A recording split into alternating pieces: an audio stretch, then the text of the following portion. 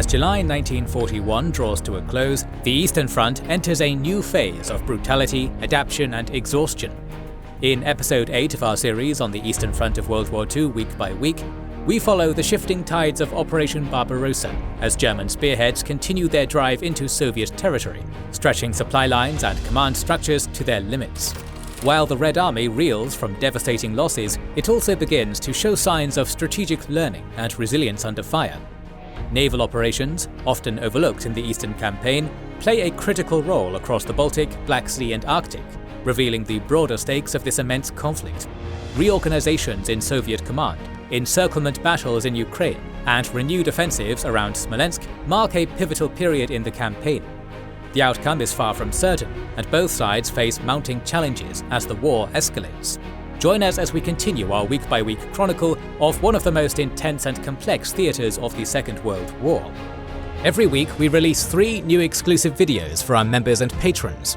The Pacific War, the Eastern Front of World War II Prelude, and many other series, including the War of Spanish Succession, Punic Wars, Iberian Reconquista, Russian Revolution and Civil War, North African and Italian campaigns of World War II, and much more. It has been long overdue, but we have finally created a YouTube channel exclusively for our Kings and Generals podcasts. Please go and check out Kings and Generals podcast, home to the Pacific War Week by Week podcast and the Fall and Rise of China podcast, link in the description and pinned comment. To see those, as well as get access to our exclusive Discord, see our schedule, and get early access to all videos, join the ranks of our patrons and YouTube members via the links in the description and pinned comment. Thanks to our supporters for allowing us to continue doing our dream job.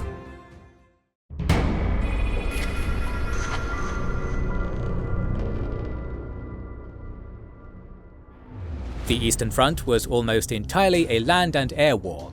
This was a natural result of the geography of the Soviet Union. It is often assumed that the Kriegsmarine played little part in the Eastern Front campaigns. In fact, Germany did not ignore the naval element of the war in the East at all. The Nazi invaders instead played to their strengths. These strengths were shaped by choices made in the 2 decades prior to the Second World War. Naval aviation had been all but ignored, and the idea of building a navy around a Soviet threat had been dismissed. The principal threat of the Kriegsmarine's planners had always been the Royal Navy, and to a lesser extent the French Navy. For these reasons, the Kriegsmarine was poorly suited to assist in the war in the East. This did not mean they played no part. Part of Army Group North's logistics needs were planned from the beginning to be met by ship transport from Prussia. Riga was used as an important hub following its capture in early July. The Red Navy was restricted in its operations by the constant retreat of the Red Army in the north. Its bases at Riga and Tallinn were taken before much effort could be organized. By the middle of July 1941, the Baltic was essentially a German sea. The southern shore of the sea, Denmark and Norway, was occupied, the Swedes were neutral, and the Finns were actively fighting the Soviets. There was little room for the Soviet Baltic Sea Fleet to maneuver, and the Germans still had several large fighting ships. The Bismarck had gone down in May, and Prince Eugen was temporarily out of action after suffering bomb hits in Brest in late July. Still, the Tirpitz was more powerful than anything the Red Navy could muster, and had been assigned specifically to deter any action by the Baltic Sea Fleet. Before long, the fleet would be mined into their bases at Kronstadt and Leningrad. Black Sea was far more open than the Baltic, and the Soviet Navy was able to use its Black Sea Fleet much more freely. There were, however, still significant issues. The inability of the Red Army to hold territory in the western reaches of the country meant that staging areas and bases were lost in the retreat. This mirrored the situation in the north. The Arctic Ocean became the scene of the most critical naval operations in the outcome of the war in the east. The Arctic ports were absolutely necessary for the Soviet Union's war efforts. They represented both the shortest route from Britain for supplies and the shortest route from the port to the consumer. The United Kingdom had negotiated an agreement with the Soviets in the earliest days of the invasion. This accord established an Anglo-Soviet alliance and laid the groundwork for bilateral supply agreements. The first convoys would not depart until August, and the US would not be able to add the Soviet Union to the Lend-Lease program until October. We will revisit the Arctic operations as the war progresses. Army Group North was temporarily in disarray after Manstein had allowed his Panzer Corps to be mauled at Salzsee. However, he had managed to save his divisions. The tide had not turned decisively against Army Group North yet. Lieb was nevertheless in possession of strong forces and would be able to continue his push on Leningrad. For now, he needed to bring his forces to a halt. He had advanced nearly 600 kilometers and was still over 100 kilometers from Leningrad. The infantry was catching up, the panzers needed rest and refit, and the strategic plan needed to be re-evaluated. Tallinn had not been taken yet, and this represented a significant thorn in the rear of Army Group North's advance. The Finns were slowing their advance, and this made future plans for a link-up more difficult.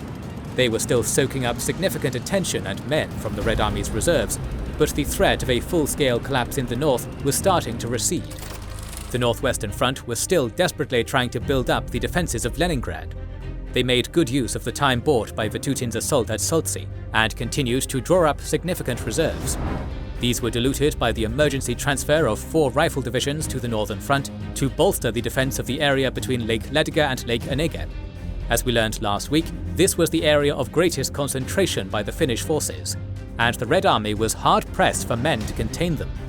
The Stavka sent an inspection tour to the Luga defences, and concluded that they were completely inadequate for the task.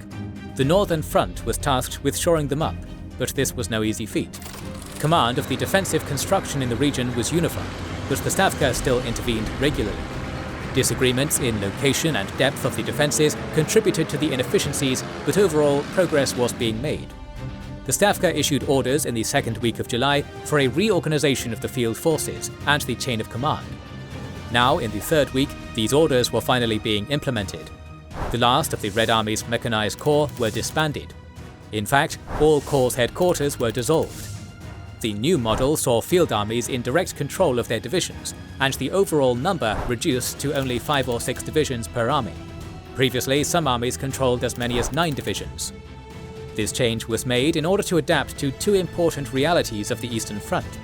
First was the poor command and control abilities of the Red Army. This was partly due to the state of communications technology actually available to commanders, incomplete or non-existent reconnaissance, and the abilities of its officers. There were still large numbers of poorly trained and inexperienced men in high-ranking positions.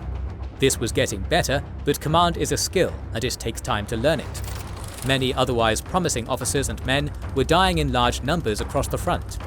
The second important factor that led to the change in the Red Army's organization was the realization that the field armies needed to be more nimble in the face of the Panzer Corps' ability to move quickly in unexpected ways. This was related to the poor command and control, but was also a separate understanding. Since the dawn of organized warfare, armies have struggled to balance mass with maneuverability, and every war brings a new set of conditions that influence the balance. This would not be the last time the Red Army reorganized to better reflect the needs of the field forces in the face of the changing circumstances of the war. The Germans had reorganized before the beginning of Operation Barbarossa to show their understanding of the conditions of the Eastern Front, and would do so again before the war was over. Changes like this are not a sign of incompetence. Quite the opposite, force reorganizations are signals that an army's leadership is trying to adapt to the conditions of the front and maximize the potential capabilities of the field forces. Army Group Center was even now focused on the Battle of Smolensk. The city had been taken, but the pocket had still not been properly closed. It had been Guderian's obligation to do so on the southeast side of the Encirclement. He had not done so last week when ordered to. Instead, he had pushed his men further east, taking Yelnya on the 20th. Before Guderian managed to get his 17th Panzer Division across the opening and link with Hod's men, nearly 40,000 of the encircled Red Army soldiers made it out of the pocket. However, they only managed to bring out a few scattered bits of armor, equipment and guns with them. The Western Front was in shambles. The Stavka and Timoshenko managed to keep a cooler head in the wake of this defeat than Pavlov had in June. The reserve front was already in place between Moscow and Smolensk, though it was far from prepared for a full-on assault. Still, Timoshenko was given fresh units to retake Smolensk. The reserve front was essentially emptied to rebuild Timoshenko's forces. 4 yet unbloodied field armies, the 24th, 28th, 29th and 30th, were put under his command. They began their attack on the German positions on the 21st of July. Efforts to coordinate these attacks had been redoubled compared to the earlier attacks to the west of the Smolensk defensive line, but they still stumbled in this respect. Army Group Center was taken by surprise by the ferocity of the attacks.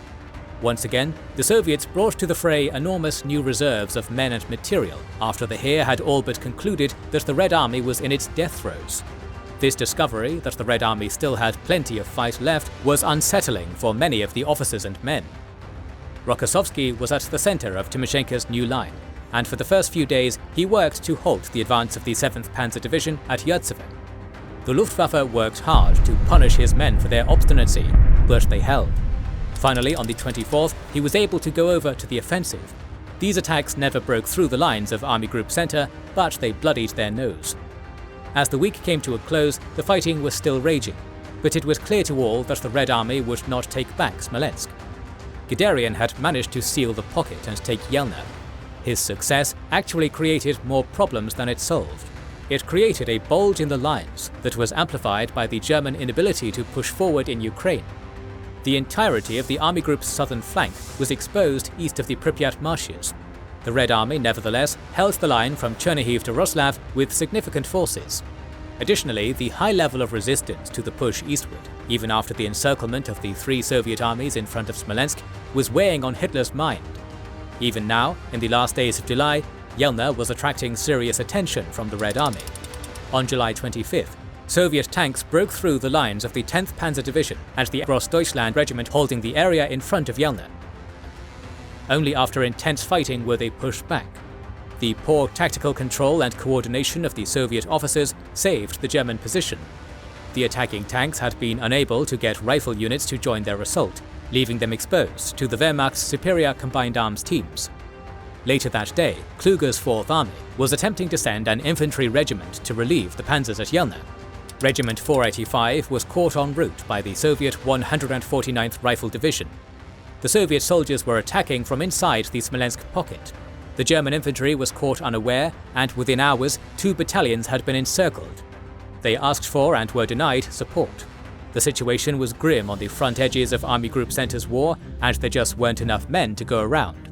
The 4th Army's reserves were tapped out. The battalions were ordered to fight their way out. This took 2 days, but finally, on July 27th, they made it back to German lines. It was clear that Guderian's bridgehead at Yelnya would only prove to be a millstone around Army Group Center's neck in the coming weeks.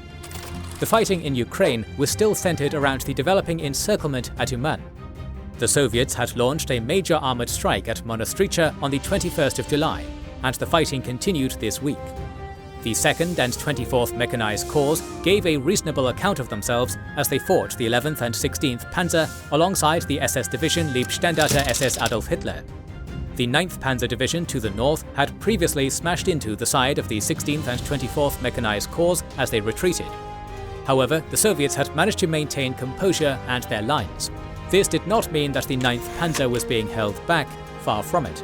Taking of a small rural town of Novoarkhangelsk east of Uman meant that the pocket was now closing from the north and east. The fighting ended at Monostricha, and the LSS-AH division moved up to help hold the town against a weak counterattack by the remnants of the 4th Mechanized Corps. As the panzers were handling the northern and eastern flanks of the pocket, the 17th Army had been moving up from the west and south. Before the week was over, the encirclement of the 6th and 12th Soviet armies had been completed. The liquidation would take a while longer, but another German victory was clear. 5 mechanized corps and 2 Soviet armies had been all but destroyed. The last of the Soviet armor on this side of the Dnieper had been eliminated. The southwestern and southern fronts had lost 200,000 men. This was another enormous disaster that deserved mention alongside Minsk, Smolensk and Kiev as one of the greatest encirclement battles of 1941. Strategically speaking, there was now little hope for the Soviets to hold back Army Group South east of Kiev. There was yet cleanup work to be conducted before the assault on the capital of Ukraine could begin, but both sides knew it would only be a matter of time before Army Group South could attempt to take the city again. So far, the Eastern Front could only be described as a shocking defeat for the Red Army. In the first 5 weeks of the war, the Soviet Union had lost hundreds of thousands of square kilometers of territory. The 3 most important cities of the country were Leningrad, Kiev and Moscow. Kiev was within spitting distance of the panzers. The Germans now measured the distance to Leningrad in dozens of kilometers, not hundreds. Moscow was only 350 kilometers from some points of the front. The battles of Uman, Smolensk and Minsk had been complete disasters. resulting in millions of casualties of all types. Some of the best equipment and units of the army had been thrown into battle and wasted. Desperate defensive actions seemed only to delay the inevitable as the Wehrmacht made its way eastward. Many officers had proven to be incompetent. Tens of thousands of lives had been wasted because the men leading them proved ignorant of the most fundamental tenets of tactical maneuver. But not all was lost. The soldiers of the Red Army had demonstrated their bravery in the face of overwhelming odds. In defiance of Hitler's prediction, the Soviet state was proving resilient. It had not collapsed when the Wehrmacht had kicked in the door. Instead, it had raised a dozen new armies, negotiated treaties with Hitler's enemies, and steeled itself for a long war. Things were bad, and they were going to get worse. But Stalin's government exceeded the world's expectations. The people of the Soviet Union were willing to fight to defend their country. By the end of July, no one was laboring under the impression that things were turning around for the Red Army. However, it was possible to hope for victory. A path forward to at least halt the advance of the Wehrmacht was forming. For Hitler, the war was developing in the opposite direction. Few men in the leadership of the Wehrmacht or Nazi state were prescient enough to see it. Many of them feared the realization that was coming. At every turn, the Wehrmacht had concluded battles with undisputed victory. The panzers had driven to the heart of the Soviet Union and crushed all comers. They had facilitated some of the most one-sided battles in modern military history. But there was a darkness creeping in around the edges. As July closed, the Wehrmacht's total casualties in the east were close to 175,000 men. In replacement, only 47,000 soldiers had been dispatched east. The panzers were now over 700 kilometers from the easternmost railheads. This resulted in long delays in resupply, increased wear and tear on the supply trucks of the army groups, and ever-dropping combat power of the forward units. The panzers that had no spare parts had to be left behind. They could be recovered later, but the immediate concern of the strength of the fighting units was not alleviated by this future supply. The panzer divisions were the essential element in Hitler's war. Without them, the victories of June and July would not have been possible. Now, as the end of July was at hand, he and his generals had to confront the possibility that they might not be strong enough to finish the job. This concludes our discussion for this week. Next week, we will continue the week-by-week account of the entire war on the Eastern Front, as battles are intensifying at Smolensk, Uman, and getting closer to Leningrad. From July 1941 to May of 1945, we will track the war's progress. Stay tuned, and remember, this is just the beginning of the weekly Eastern Front of World War II series. Don't forget to subscribe, comment, and share this video. It helps immensely.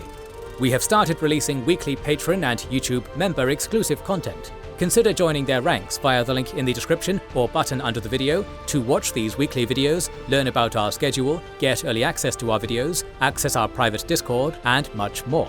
This is the Kings and Generals channel, and we will catch you on the next one.